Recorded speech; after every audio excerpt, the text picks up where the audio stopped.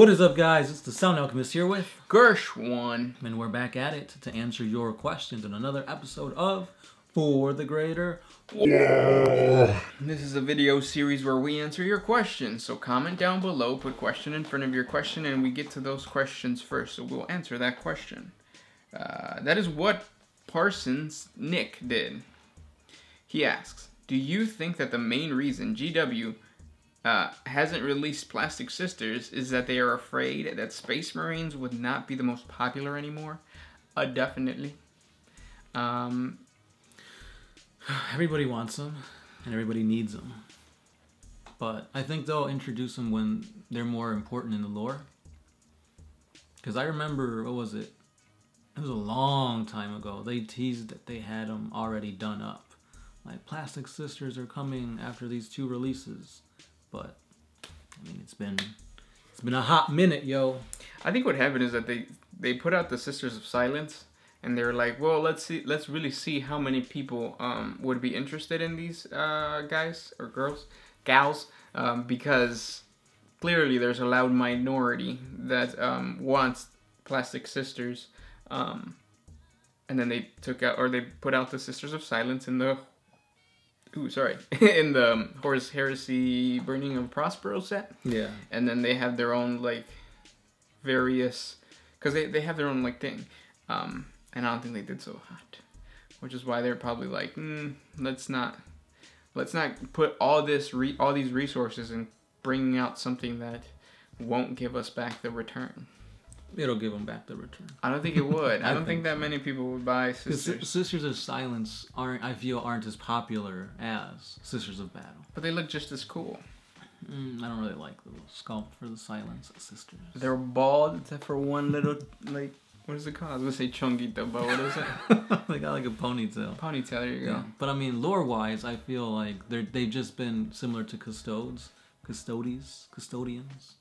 They've been at the Emperor's side for so long, they haven't really gone out there and done what they need to do. And they should, because like they're really powerful against Psychers. They're pariahs. They're nulls, aren't they? Yeah. But like that's the thing, like they are the Sisters of Silence are so much better than the Sisters of Battle because of the fact that they are their own thing. They are nulls. They have that gaming mechanic that no other Imperial race has other than the Assassins. Yeah. And yet still you don't see them that much in the battlefield. Whereas the Sisters of Battle, they're just gonna be like lower than Space Marines and a little bit above Imperial Guard, so they're just kind of like. But like, meh.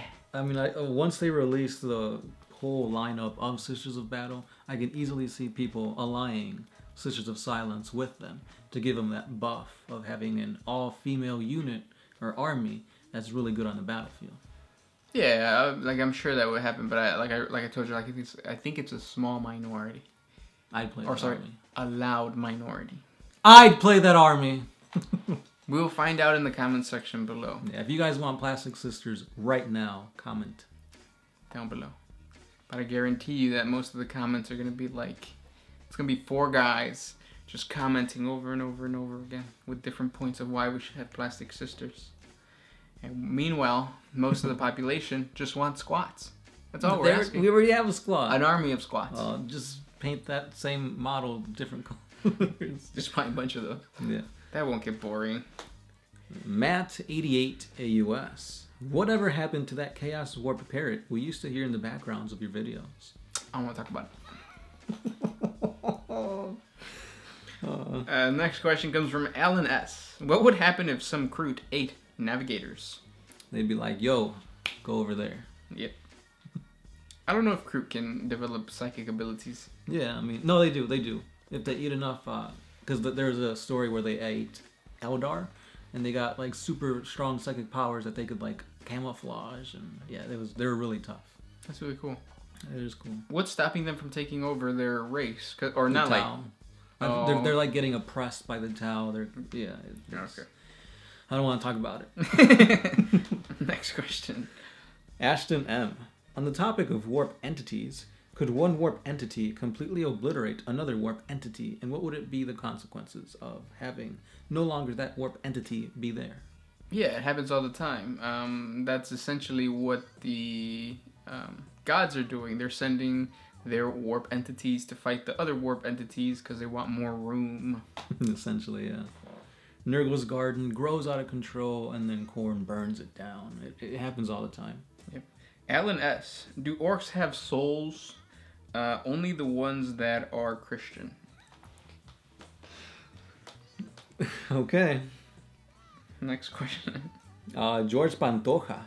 What armies would the Primaris play if Warhammer 40K existed in the 40K universe? Would they play Kroot? Would the Emperor play Kroot? Say that again? What would Primaris Marines play if Warhammer 40K existed in the 40K universe? Okay. Themselves?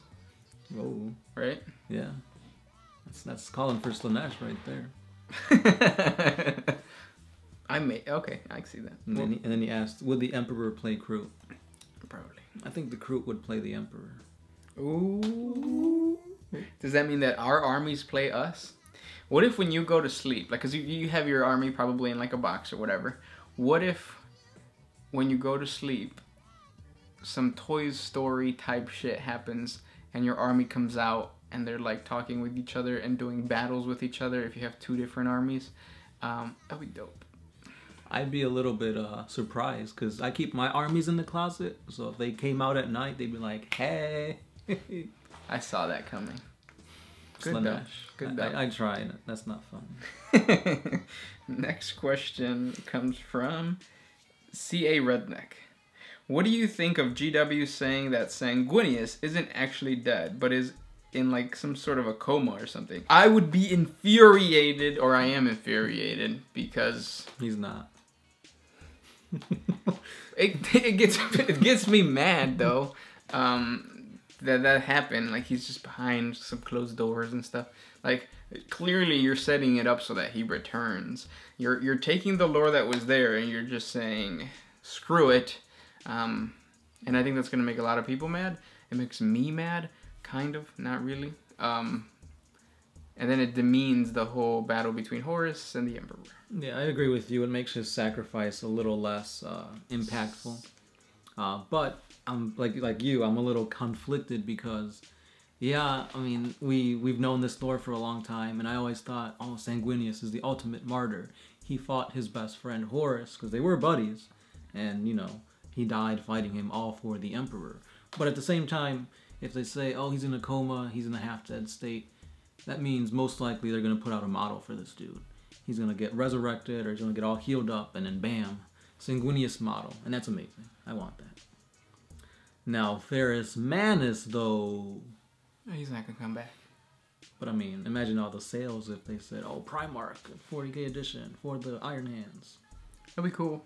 I don't think he's going to come back, though. I think, like, next is going to be Fulgrim, because of the whole... testing the waters with that one serpent chick. Oh yeah, from the Fantasy. Marathi, something like that. Yeah, she's just like, because that's what happened last time when they came out with that one flying guy with the squirrels on the bottom. What are those things called? The fantasy space marines? Oh, well, those guys. Those guys, yeah. And then they came out with a guy who's like in the air and like. Celestant Prime is what he's called. Yeah, that guy. And then after that, what comes out? The Saint Celestine. That's true. And she's the exact same techniques as the other one. So I think that's what's going to happen with Fulgrim. But yeah, I'll be pissed off that Sanguinius is coming back. Next question comes from Rodney Stilwell. Has any Sister of Silent fell to chaos? You rock. From the man, the myth, the legend. Oh, sorry. The man, the myth, the maverick. Lugs. Because that's his name. Chug-a-lug, chug-a-lug. So has any of the Sisters of Silence fell? No, I think they're like the Adeptus Custodes. Yeah, because they push away chaos. They're Blanks. No blanks. Yeah. So they really can't. Yeah. Next question. We did this one already. Mute Howl says, clones, question mark. And if so, why not just clone the dead guys on the throne? Or clone the dead guy on the throne? He won't be as strong. Yeah. They've cloned Horus.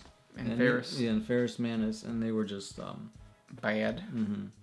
It's like, how do I put it? You could clone the Emperor, but at the end of the day, I mean, he's the freaking God Emperor. That's what people are calling him. Like, it's nothing.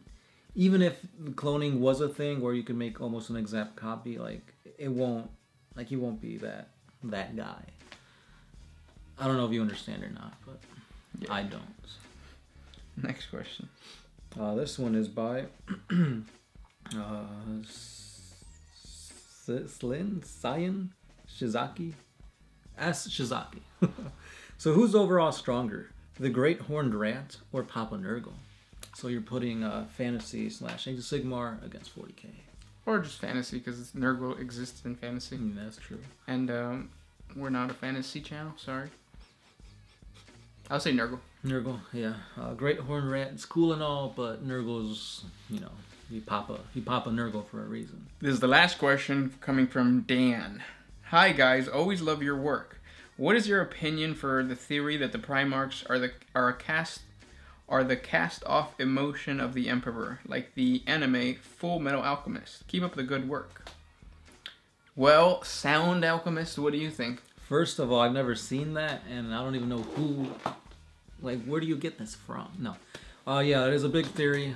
They're saying that the whole Tarot has something to do with it. Each Primarch stands for a certain representation of the Emperor, and I completely agree with it. It makes sense.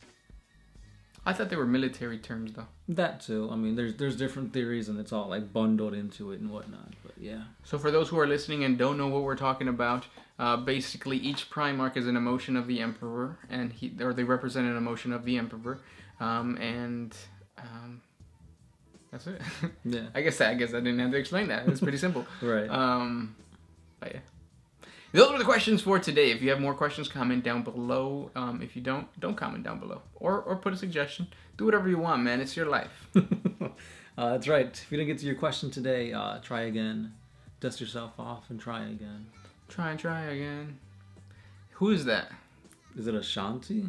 I thought it was a guy. I thought it was Justin Timberlake. Nah. Is it Timberlin or Timberlake? Timberlake. Timber Ocean. Who's Timberlake? Justin. Who's Timberlin? Timberland. Wait, what are we talking about now? Thanks for commenting, guys, and we'll catch you tomorrow. Out. Oh, Gershwan. Sound Alchemist. Out.